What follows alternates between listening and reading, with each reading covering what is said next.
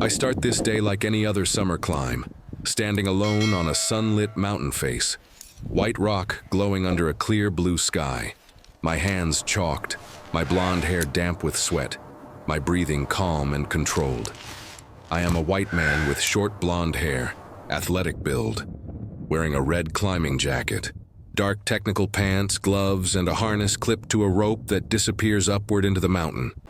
The mountain feels silent in a way that only high places can be, the kind of silence that makes every movement echo inside my head. I take one more step along a narrow ledge when the rock beneath. My right foot shifts slightly, not enough to make me fall, but enough to freeze my body in place. I stop moving, pressed against the stone wall, my weight uneven, my rope stretched tight, realizing that climbing forward or back without help is suddenly impossible. As I hold myself there, suspended, between sky and stone, I sense movement to my left, something heavy and alive on the same ledge system. I slowly turn my head and see a mountain tiger standing only a few meters away, its powerful body tense, ribs faintly visible under striped fur, eyes locked on me with focused hunger. The mountain tiger is fully present in the open sunlight, muscles defined, tail low, paws gripping the rock with ease, completely at home in a place where I am trapped.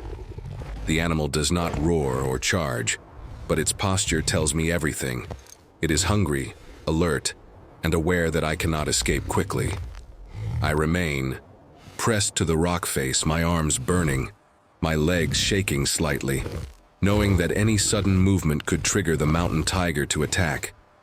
The distance between us feels impossibly small, the drop below impossibly large, and the sun continues to shine as if nothing is wrong.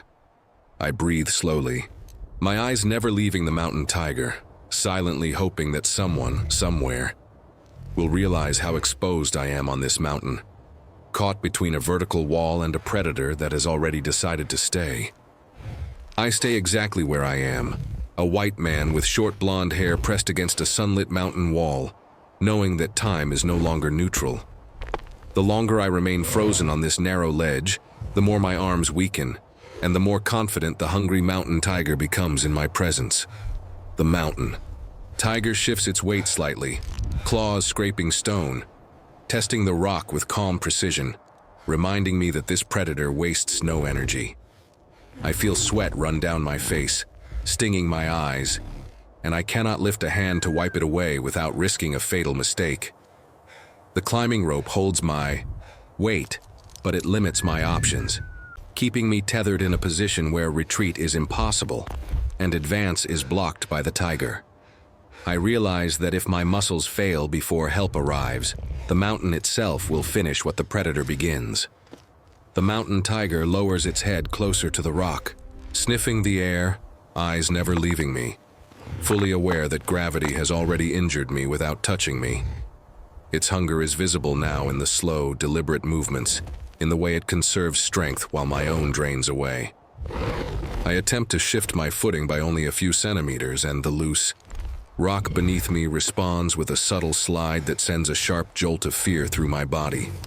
The mountain tiger reacts instantly, muscles tightening, ears forward, reading my movement as weakness.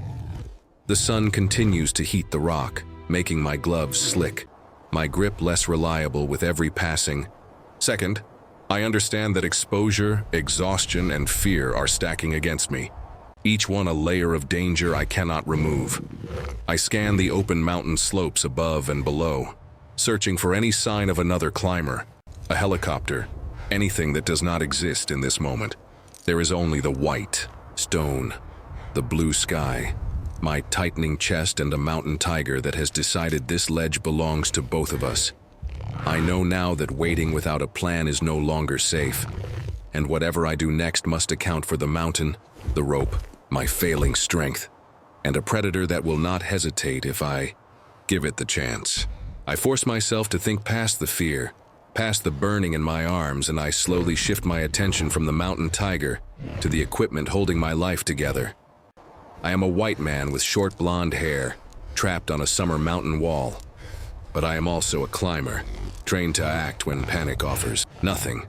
I carefully move one hand toward my harness, centimeter by centimeter, keeping my eyes on the hungry mountain tiger while feeling for the emergency signaling device clipped near my waist. The tiger remains still on the ledge, watching, muscles ready, but it does not attack, as if curiosity holds it in place. With controlled movement, I activate the emergency beacon, knowing it sends a signal to mountain rescue teams monitoring this region during climbing season. The action costs me strength, and my arms shake harder as I return my hand to the rock, but the signal is sent.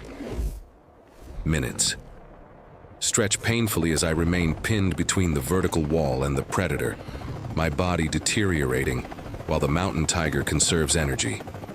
Then, faintly at first, I notice movement far above on the mountain ridge, a shape that does not belong to stone or sky. A rescue helicopter appears in the distance, small against the vast summer landscape, but unmistakably real. The mountain tiger lifts its head, ears turning toward the unfamiliar sound, attention briefly divided for the first time. As the helicopter approaches, the wind begins to change, pushing dust and loose grit across the ledge. The mountain tiger shifts its stance, unsettled by the vibration and noise, stepping back slightly from me. Rescue technicians prepare a controlled descent from above, ropes lowering with precision toward my position. I stay completely still, following every safety instinct I know, trusting the professionals to manage both the mountain and the predator. The moment the rescue line reaches me, I secure it to my harness with practiced movements, never breaking visual awareness of the mountain tiger. The intervention is slow, deliberate, and calculated, because any mistake here costs more than one life. The moment the rescue line tightens, the balance of the ledge changes, and I feel the mountain respond beneath me in a way that is no longer stable. I am a white man with short blonde hair, suspended between ropes and rock, and I know that this is the most dangerous point of the entire rescue. The hungry mountain tiger reacts instantly to the shifting tension, lowering its body and stepping forward again, unsettled by the movement and the wind. For the first time since the rescue began, the distance between me and the predator starts to close instead of widen. A sudden gust from the helicopter pushes dust and small stones across the ledge, and one of my boots loses contact for a split second. My body drops just enough to shock the harness, sending a sharp jolt through my arms and spine. The mountain tiger lunges forward half a step, claws digging into the rock, interpreting the movement as collapse and opportunity. I feel gravity pull harder than before, my muscles screaming as I fight to keep my body aligned with the wall. In this instant, everything converges: failing strength, unstable rock, active predator, and the narrow margin of error in the rescue system. I understand clearly that one wrong reaction, from me, the tiger, or the rescuers, ends this on the mountain. The rescue line tightens again from above, correcting my position by centimeters, lifting just enough weight off my arms to stop the slide. The mountain tiger hesitates, confused by the sudden change, its forward momentum interrupted. I lock my body still, forcing calm through pain, trusting the system above me more than my own exhausted muscles. The tiger remains close, breathing heavy, eyes fixed, but no longer advancing.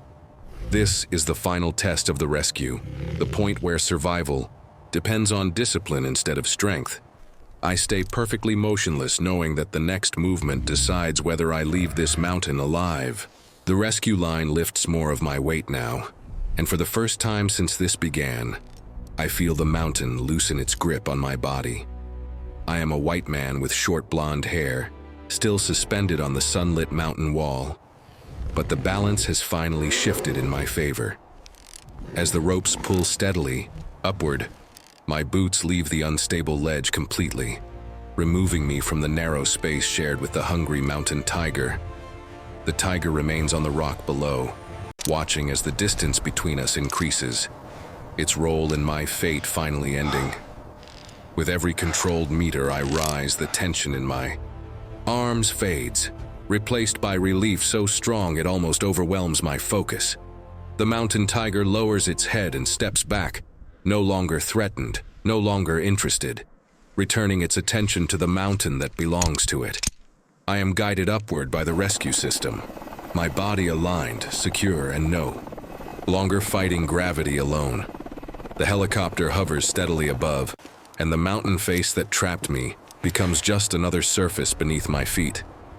When I reach a safe anchor point above the ledge, my boots touch solid ground, and the danger finally breaks. I remain standing there, breathing deeply, feeling the sun on my face without fear for the first time. Below me, the mountain tiger turns away and disappears along the rocky slope, silent and free, as if the encounter never needed violence to end. There is no victory over the animal, only separation and survival. As I am guided away from the cliff edge, I look back once more at the vast mountain, knowing it tested me and released me in the same day. I leave the mountain alive, intact, and changed, carrying respect instead of fear, and gratitude instead of panic.